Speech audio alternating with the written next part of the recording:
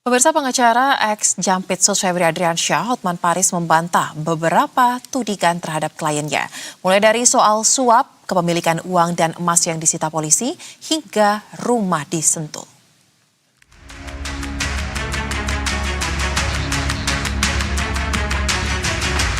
Mantan Jaksa Agung Muda Bidang Tindak Pidana Khusus atau Jampitsus Febri Adriansyah akhirnya diperiksa Kejaksaan Agung tanpa penahanan setelah dicecar 18 pertanyaan terkait kasus PT Asabri pada Jumat 17 Juli lalu.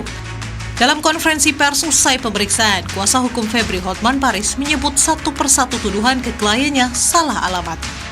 Terkait rumah di Sentul, Bogor yang digeledah polisi, Hotman Paris menuturkan bahwa rumah itu milik mertua Febri yang telah dihibahkan untuk anak Febri.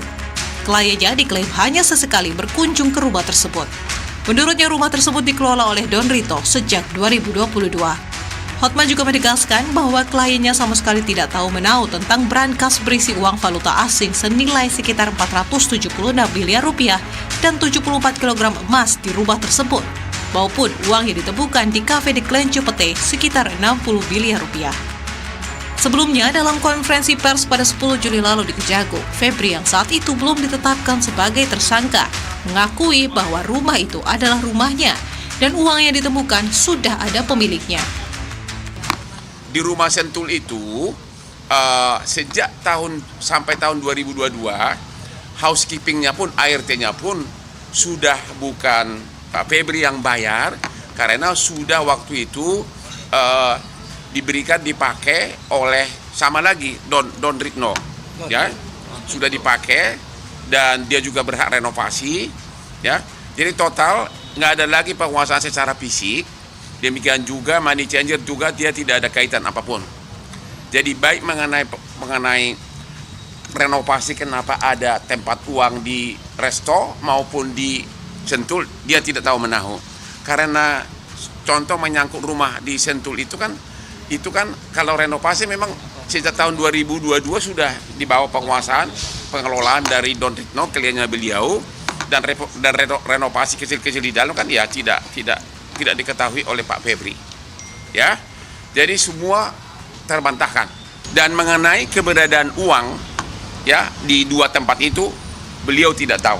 Ada dua tentang rumah Sentul, ya, itu memang rumah pribadi Jampitsus yang sudah sejak lama.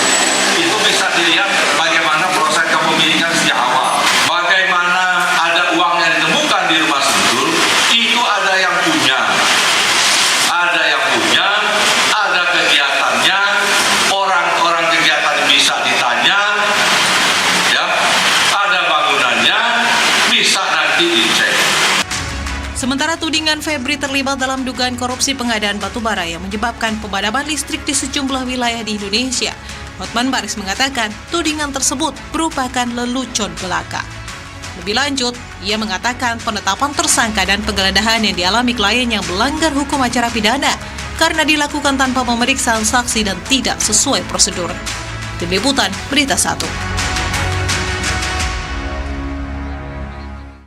Ya, pemirsa, kasus ini menyeret perhatian publik karena begitu besar terkait dengan nominal barang bukti yang ditemukan dan bahkan juga high profile yang terlibat menjadi tersangka di dalamnya. Pertanyaannya kepada Mas Kurnia, ini kan Presiden juga memberikan atensi khusus, tapi apakah ada arahan spesifik yang disampaikan oleh Presiden khususnya kepada tim 9 agar kasus ini tidak berlarut-larut dalam proses penyelesaiannya dan juga bisa mengungkap siapa saja yang terlibat? Karena tidak mungkin sepertinya dengan barang bukti sebesar itu hanya ada 2 orang tersangka. Silakan Mas Kurnia. Ya, saya rasa arahan dari Presiden jelas dan tegas bahwa proses hukum ini harus berjalan secara profesional, independen, objektif, dan transparan. Sehingga masyarakat dapat mengawasi proses ini dan Kejaksaan Agung juga tadi sebagaimana saya sampaikan sudah melansir sejumlah nama yang akan jadi penyidik dalam perkara ini. Kalau dilihat konstruksi pasalnya misalnya, ada sejumlah undang-undang yang sudah disematkan ke dalam proses penyidikan ini. Ada kitab undang-undang hukum pidana atau di dalamnya ada instrumen pemberantasan tindak pidana korupsi, ada undang-undang tindak pencucian uang, kalau dalam aspek formil ada hukum acara pidana yang dituangkan dalam KUHP. Di sejumlah undang-undang itu melekat aspek pengawasan yang dapat dimanfaatkan oleh masyarakat. Komisi Kejaksaan dan Komisi Yudisial siap menerima laporan jika kemudian ada ditemukan dugaan penyimpangan proses hukum. Yang ingin saya tegaskan bahwa komitmen pemberantasan korupsi dari Presiden Prabowo sudah tegas dan sering diucapkan oleh beliau, dan ketegasan pemberantasan korupsi itu bukan dimaksudkan untuk masuk dalam proses hukum, justru ingin memastikan proses hukum itu tetap akan kuat ke depan siapapun penegak hukumnya, kepolisian, kejaksaan, dan Komisi Pemberantasan Korupsi.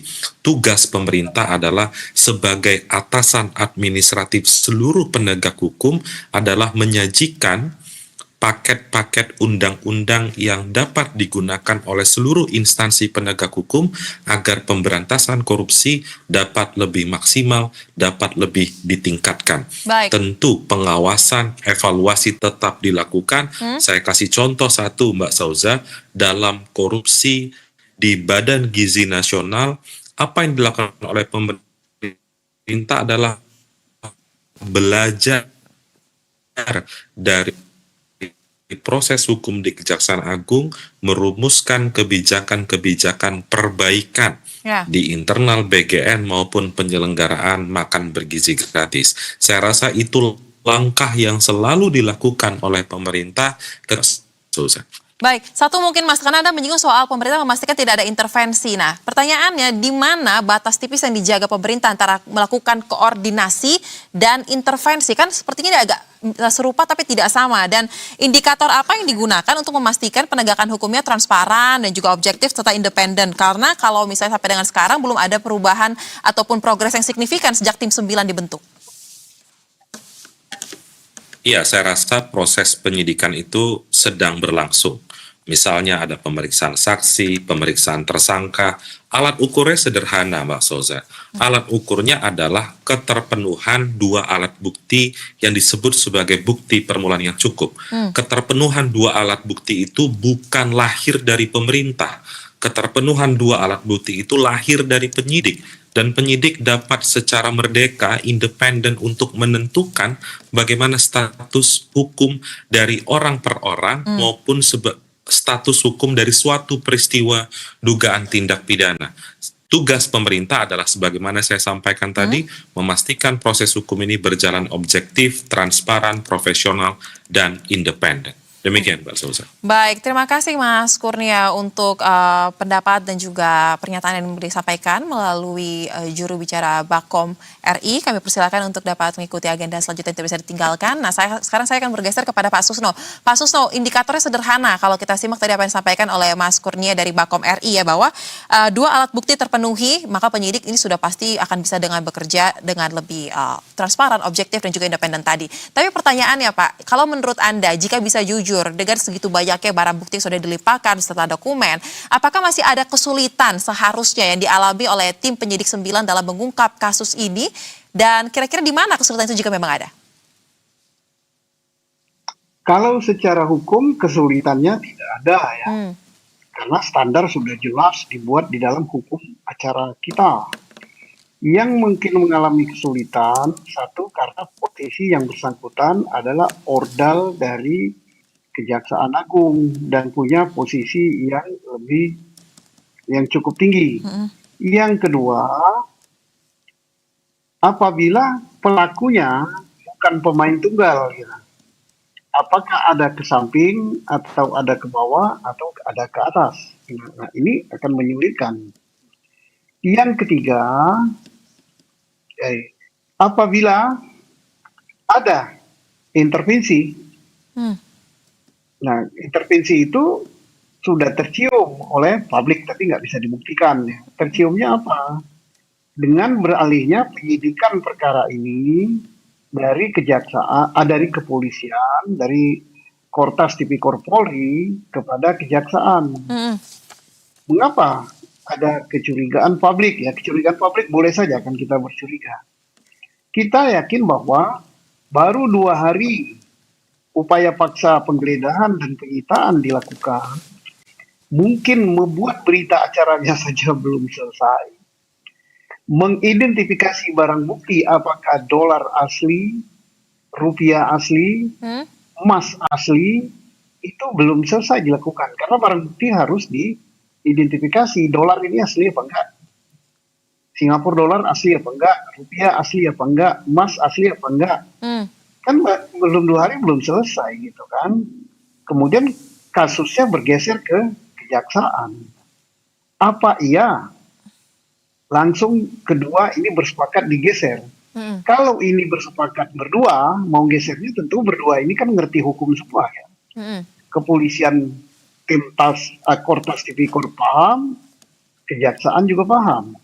Tentunya kalau mau digeser tidak ke kejaksaan, digesernya ke KPK gitu. Karena itu ada pintu hukumnya gitu ke situ. Nah, tapi dengan digesernya ke kejaksaan ini menimbulkan berpuluh-puluh bahkan beratus-ratus tanda tanya dan kecurigaan. Tapi kita positive thinking saja. Positive thinking kita bahwa ini adalah untuk mempermudah penyidikan dan untuk membuat semua kasus ini terungkap, karena kasus pokoknya yang menangani adalah kejaksaan. Apa itu kasus pokok? Tindak pidana korupsi tata niaga batubara, tindak pidana korupsi di asuransi, tindak pidana korupsi di Krakatau Steel. Ini yang nyidik dari kejaksaan. Tindak pidana 3 itulah yang diduga, yang disangka menimbulkan tindak pidana suap. Nah, sehingga ini lebih gampang kejaksaan menangani. Dan indikasinya apa? Kalau jaksa serius nangani, tersangka harus bertambah. Tidak mungkin tersangkanya hanya DR dan FA. Kenapa? Pasti ada yang nyuap. Kalau yang nyuap sehingga dia disisihkan jadi tersangka. Kemudian dalam tindak pidana pencucian uang, pasti ada yang membantu melakukan pencucian uang itu. Betul. Ya. Kemudian ada juga mat comblang yang menyuap. Maka saya katakan dalam kesempatan ini kalau 3 perkara pokok itu diungkap, maka tersangkanya bisa 10 lebih. Nah, kita lihat saja. Kalau ternyata tersangkanya 10 lebih, di dalam tubuh kejaksaan sendiri tersangkanya bertambah dan sebagainya, maka ini sangat bagus untuk kejaksaan. Kita acungi jempol bahwa reputasi kejaksaan akan meningkat. Dan dugaan-dugaan atau sakwasangka publik selama ini yang katanya ada kekuatan tertentu yang menggeser ini, itu terbantahkan. Tetapi apabila itu tidak ada gitu, tersangkanya hanya dieliminir, hanya 2 dan sebagainya, maka wajar publik berprasangka bahwa ini digeser karena sesuatu kekuatan. Wajar juga publik berprasangka bahwa ini jeruk makan jeruk. Tapi kita tidak boleh begitu, kita positive thinking supaya kita tidak stres. Baik. Nah, karena Anda tadi menyinggung soal kasus utamanya ini kan sudah ada dan sudah berjalan, bahkan sudah ada yang juga putusan ya. Saya ingin masuk sedikit karena saya teringat salah satu statement yang disampaikan oleh kuasa hukumnya adalah kasus terkait dengan Asabri. Kalau tidak salah, boleh dikoreksi jika ada informasi lain ya, Mas Heri dan juga Pak Susno. Ini sudah dikerjakan, sudah diputus, bahkan sebelum Febri menjabat di Januari 2022 sebagai Jampitsus. Pertanyaannya Mas Heri, apakah jika kasus tersebut sudah diputus sebelum yang bersangkutan menjabat sebagai Jampitsus, tetapi eksekusi asetnya berjalan di masa ketika ia menjabat, penjabat ini masih tetap bisa dimintai pertanggungjawabannya atas persoalan tersebut atau bagaimana sebenarnya prosedurnya? Iya, kalau bicara tentang dugaan ya bisa saja ya dalam proses apapun itu di proses berikutnya tanpa harus melihat apakah hubungan langsungnya tadi, karena bicara tentang putusan dan eksekusi dalam putusan itu kan bisa berbeda ya secara timing, Mbak Soza ya, dan bisa saja arah dari penyidik ke sana. Nah, masalahnya kan ini banyak kuasa ini penyidiknya, pasti alasannya selalu untuk strategi kepentingan hukum yang berjalan, maka belum bisa menyampaikan hal apapun kepada awak media kan, sehingga kita pun masih bertanya-tanya, menebak-nebak arahnya kemana nanti.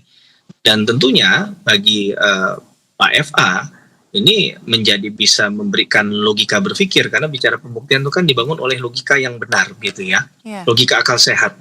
Nah, jangan-jangan akhirnya kebawa ke arah pemikirannya, pembuktiannya Pak FA ke depan ya. Kita lagi mereka-reka juga ini, Mbak Soza. Apakah kemudian nanti keyakinan hakim misalnya kalau masuk di pra-peradilan atau pokok perkara juga akan bicara hal yang demikian. Baik.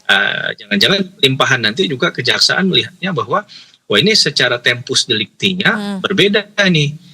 Ya, bagaimana dia bisa cawe-cawe, bagaimana bisa ada konflik of interest, bagaimana kemudian bisa menggunakan powernya tadi, sedangkan dia belum terlibat dalam perkara tersebut.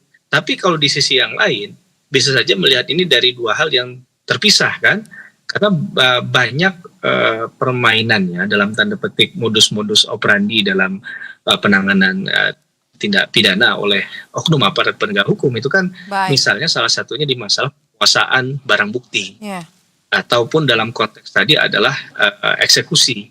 Nah ini yang harusnya jadi tahap yang diseriuskan. Intinya ya dalilnya nggak boleh kosong, harus dengan bukti-bukti nyata, karena yang dilawan juga bukan orang sembarangan ya, yang bersangkutan pasti sudah paham betul bagaimana proses-proses yang berjalan. Ini adalah bagian dari pengalaman langsung mereka di lapangan begitu. Baik. Baik, nah kalau begitu karena tadi Pak Susno mengajak kita semua untuk berpositif thinking mengawal terkait dengan persoalan ini. Pak Susno, dengan kondisi yang ada sekarang per hari ini, tim 9 sudah terbentuk dan tadi dari Bako mengatakan sudah ada 2 institusi yang akan mengawal juga, yakni dari Komisi Kejaksaan dan juga KAY nanti di tahap pembuktian, serta kita tidak lupa ya ada supervisi dari KPK. Meskipun sebenarnya idealnya kalau kita lihat sepertinya KPK yang lebih baik untuk menangani kasus ini. Tapi dengan susunan tim yang ada, tim 9, Komjak, KAY, dan supervisi dari KPK. Anda sudah cukup yakin kasus ini bisa berjalan dengan baik, Pak, penegakan hukumnya? Tidak. Ya, karena KAY tugasnya tidak masuk ke materi perkara ya, kepada proses perkara. Hanya kepada pelanggaran etika hakim. Demikian juga Komisi Kejaksaan. Jadi dia tidak masuk ke dalam perkara. Sama juga dengan DPR. Tidak gitu. Nah, yang akan menjadikan kasus ini berjalan dengan baik ialah satu, yang secara hukum itu benar, KPK men-take over perkara ini. Tak perlu menunggu perintah pejabat ya, karena KPK perintah undang-undang gitu di pasal 10 itu. Dia bisa men-take over, dia bisa menerima karena dari pengiriman atau memang dilimpahkan. Yang kedua adalah secara moral statement Bapak Jaksa Agung bahwa akan memproses perkara ini secara profesional. Apa itu profesional? Ya kita tahu semua, harus sesuai dengan hukum yang berlaku, akuntabel, terbuka dan sebagainya. Pokoknya yang baik-baik lah, bahasa malaikat lah. Mari kita lihat, dan kita sekali bahwa jaksa tidak akan mempertaruhkan reputasinya dengan hanya untuk melindungi seorang FA. Ini positifnya ya. Tapi apakah anggapan positif masyarakat ini justru akan berbuah sebaliknya? Mari kita lihat. Dan diperlukan juga di sini adalah partisipasi sosial kontrol. Dari siapa? Dari civil society, dari media, dan sebagainya. Baik, memang kasus ini akan kita kawal hingga tuntas ya, karena sepertinya untuk menunggu KPK proaktif ini membutuhkan waktu, lebih bersabar lagi, apalagi tadi poin kedua soal Jaksa Agung yang komitmen untuk menyelesaikan secara transparan. Oleh karena itu kita akan menjalankan fungsi kita, mengawasi dan juga mengawal kasus ini hingga tuntas. Terima kasih untuk diskusi yang menarik dibagikan, Mas Heri, Pak Susno dan juga Mas Kurnia. Salam sehat, selamat kembali beraktivitas. Terima kasih Mbak Soza. Perbuatan yang dilakukan terhadap Febri jelas-jelas merobek-robek isi KUHAP. Dan mengenai keberadaan uang, beliau tidak tahu.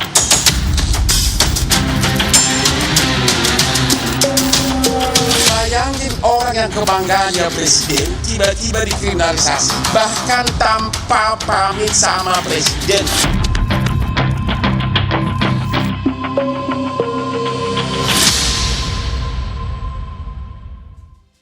Pemirsa, Kementerian Ketenagakerjaan